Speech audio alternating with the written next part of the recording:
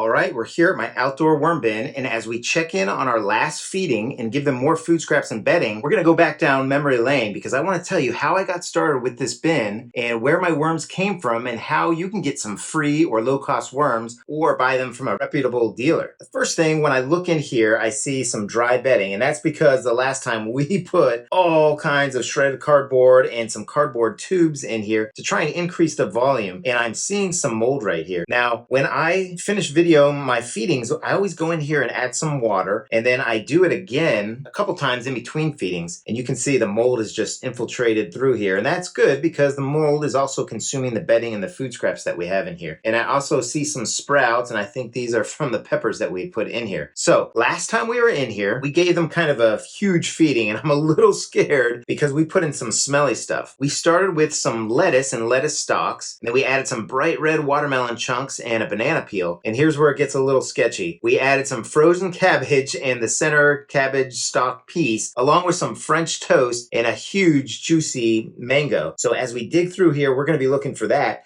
And then we're also going to see if there's any more black soldier fly larvae in here. Now, when I close up this bin, I fold in many, many layers. So the black soldier flies have trouble getting out. And I did see them kind of trapped in between the layers when I came in here throughout the week. And I always just come in and kind of take a look, check for heat, that kind of thing. But as I'm digging down, I am seeing lots of worms in here. And sure enough, right here feels like there may be a little bit of a pile. And yeah, look at that. Look at all those worms in there, all kinds of big ones and baby ones. I am seeing a lot more mold content in here, and that is probably because of all the extra bedding we have in here. So this is fantastic. Check that out. I mean, a little baby one right here on my thumb, and then all kinds of great ones all throughout this bedding. Look at that. That is awesome. So you can never really have too much carbon. I like to put a lot in, and especially when I'm trying to build up the volume, because this bin, we end up harvesting about every 2 weeks. I didn't do it this time because I know I'd put in so much carbon. They may not have quite as much of a chance to turn into castings, but this, I think, is that big mango that we put in here because I feel some of the fibers, and down here is the seed part. So they really destroyed it in the 18 days that it's been since we fed them, but they still have a little bit of work to do with these fibers right here. So let's keep digging in. And you know, these worms came from the side of the road. There was a sign that said fishing bait. Oh my gosh, check this out right here real quick. This is a worm ball right here. They are just massed into this thing, and they are eating whatever's in the center of it. Now, this is kind of one of the characteristics of an epigeic earthworm, and that is that they don't mind jumbling up like this. Now, other kinds of earthworms are more solitary, so you're not going to see them like this. Your typical garden worm is not a compost worm. They are actually in like the first couple inches of the soil. Compost worms are really in the duff layer, or you might see them amongst the leaves, that kind of thing. But yeah, that is really cool right there. So anyway, I saw a sign for some fishing bait worms, so I went in there, and they were like, I don't know, like $3 for 30 or something like that. So I went in there and I purchased some, and I started a worm bin with them. And real quick, check this out. This is incredible. This is one of the tubes, the cardboard tubes. In fact, I think this is the hard cardboard tube I put in here. And they have absolutely filled it with castings, and they are all in it. They are really enjoying themselves. This thing went in hollow. I didn't shove any food in it. And you can see the worms have gathered, and anywhere they gather, there is going to be worm poop or worm castings. So I went in there and I started with 30, and I put a bunch of shredded paper in there, and I wet it down, and I added some food, and of course I got impatient. There was only 30 worms, so I went back and I got some more worms, and over the course of the next 2 weeks, I think I got about 90 worms. So paid somewhere around $10 for 90 worms. And then what happened next is pretty tragic. I think I overloved them. I think I overfed them. I think I had too much moisture in there, and I started to smell ammonia smells. And then the worms actually were crawling up the sides and trying to escape, and I saw a little bit of worm jerky about an inch from the bin itself, and that's when I knew I had a real problem, that I was not doing things right. And just look at this. Every time I pull up a handful, just all kinds of worms. This is this is remarkable that they all came from that feedstock that I was talking about. So anyway, I took mercy on them. I actually gave them a bath to try and get rid of any kind of ammonia that they had on them, and just kind of start anew. And I just threw them in a bucket, and I put a bunch of weeds in there, and I left it in my garden. This was somewhere in the the fall. And what ended up happening next is 3 months later, I checked in there and there were probably about 400 worms. So just by me neglecting them and throwing in some weeds, we got basically a worm farm started. I put them in here and the rest is history. So that is one of the low-cost ways to start a worm bin, but it's not one that I suggest because it just takes a long time. And dollar for dollar, you're going to pay more for worms that way. But another way that you can do it is one that I'd like to show you right now.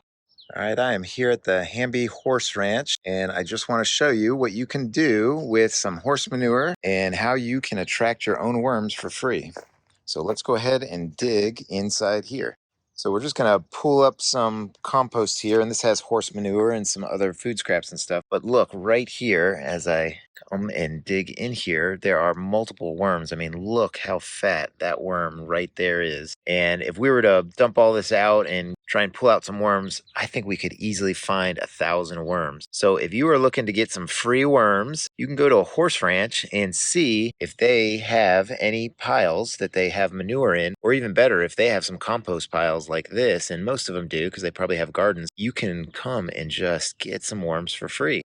All right, so I just have to show you real quick. I bet you there's actually probably more like 5,000 worms in here. I just spent about 30 seconds pulling out worms, and check out how big these worms are that I just pulled out. This is incredible. This is absolutely incredible. So if you are looking to get worms, go ahead and check out your horse ranch. Just make sure you know where they're getting the food. Make sure there's no persistent pesticides in any kind of the food that the horses are eating, because then you might get it into your compost, and you don't want that for your garden. And then finally, the easiest way to get started is to absolutely go through a reputable seller. And there are several that you've probably seen in our worm community that also have YouTube channels, so you can see how they raise the worms. And I really suggest buying for them, because ultimately when I started my vermi hut, that's the way I went. And man, I got 2,000 worms and we were off to the races. As I'm going through here, I am just seeing no real big signs of food that was in here. Now it's been 18 days. I don't blame them for being able to get through it all. Here's a little tomato skin that we typically see when I feed tomatoes. But population in here is fantastic. It is definitely summertime. They're definitely repopulating, and I'm not seeing a whole lot of black soldier fly larvae. I think my theory about it coming from the banana leaves is true, and here is what is left of the loofah, almost completely gone. What I'm gonna do is keep looking all around and see if I see any more of those food scraps. I am seeing another paper towel roll, and again, another little tube of worms. That is fantastic. I just love seeing the worms in mass like that, and the castings are great. I mean, because I didn't pull some out, I'm seeing more than I did the last time, I think. But I also want to make sure I'm mixing up some of this dry shredded cardboard. So let me go ahead and do that.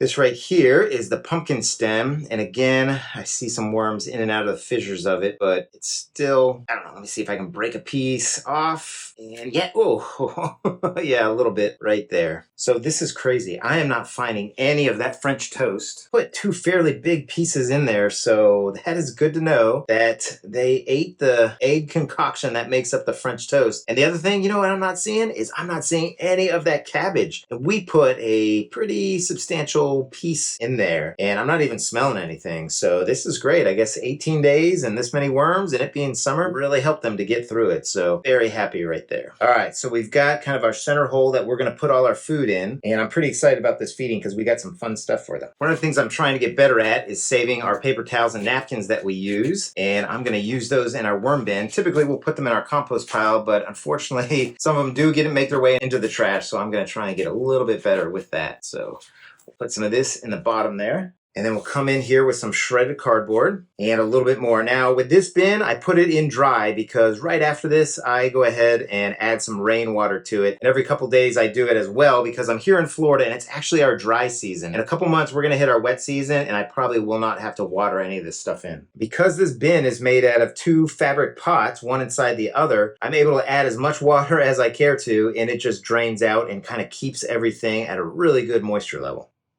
All right, so here's some of the food that we're going to add. We're going to add in some garbanzo beans or chickpeas, depending on what you want to call them. And over here, we've got some orange or yellow cauliflower. We ate a lot of it, but we really didn't get to it like we should have. So I'm just going to kind of rip it apart for them. And it's a little bit less colorful than my typical feeding, but we're going to change that up real quick because it is summertime, and summertime means watermelon slices.